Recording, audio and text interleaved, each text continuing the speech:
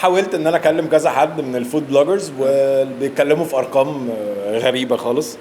فاللي هو لا خلاص بقى انا اعتمد على نفسي بقى سوشيال ميديا. وانت مش بتاع اكل يا صاحبي، انت صانع السعاده، انت حاجه تانية. عرفت ان واحد صاحبي فتح مطعم جديد بقاله حوالي شهر ومرضيش يقول لي، وعرفت من بره ان هو عنده مشكله في الدعايه وفي التسويق ومرضيش يكلمني. فانا جيت النهارده اعمل له مفاجاه واعمل له اعلان ونحاول ان احنا ندعمه ونقف معاه، لان انا بقالي هنا حوالي نص ساعه من غير ما ياخد باله والمطعم جوه فاضي ما فيهوش حد خالص. تعالوا نشوف هنعمل معاه ايه، يلا بينا.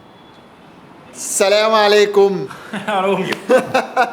انت بتغفلني؟ يعني انا اخر من يعلم. احنا بنصور.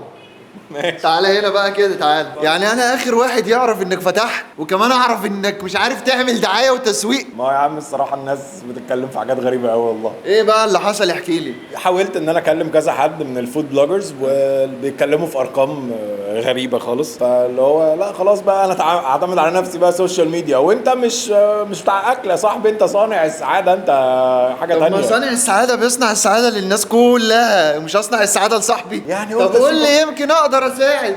انت كده هتساعد يا اسطى. طب يا جماعه مبدئيا كده عشان نثبت للراجل ده العكس، اي حد بيتفرج على الفيديو ده يعمل لايك وشير، عايزين الفيديو ده يوصل لاكبر عدد ممكن من الناس. واحكي لي بقى انت بتقدم ايه في المكان الجميل ده؟ انا بعمل برجر.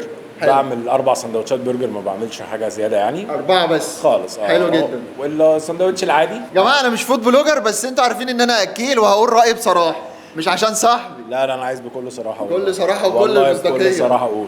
طب احكي لي بقى على سندوتش كده. هي عندنا سندوتش اسمه كلاسيك. اول واحد ده بياخد خس وبياخد صوص عادي وبياخد خيار مخلل وجبنه. حلو.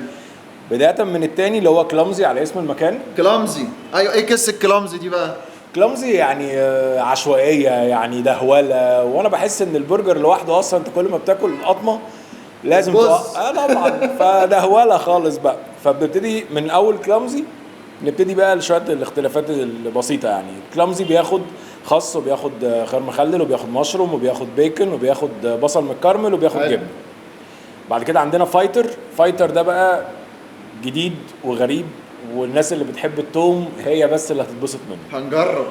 فايتر ده بياخد زبدة توم وبياخد خس وبياخد خيار مخلل ومشروم وبيكن وجبن. حلو. وديفرنت اللي هو القمه في الاختلاف بياخد صوص طماطم بالزعتر وبياخد مشروم وبصل متكرمل وجبن. انت ده بتحس ان انت بتاكل بيتزا، ما بتاكلش برجر خلاص. وعندي اي ساندوتش من دول بينزل معاه بطاطس. عندي نوعين بطاطس اوريجينال وبطاطس كلامزي. دي بقى السبايسي، دي بقى اللي انت هتحبها. انا بطاطس سبايسي. سبايسي خالص. هقول للناس الصراحه. ده كده انا عايز الصراحه بس. طب انا عايزك تقول للناس بس انت عنوانك فين هنا مبدئيا؟ انا في مصر الجديده في ميدان اسماعيليه 36 شارع الامام علي، جنب معمل الفا بتاع التحاليل. حلو قوي. العنوان سهل يا جماعه وما يتوهش. طب يلا نجرب. يلا بينا يا جماعه نجرب الاكل. هنا تصنع العشوائيه وهنا تصنع السعاده.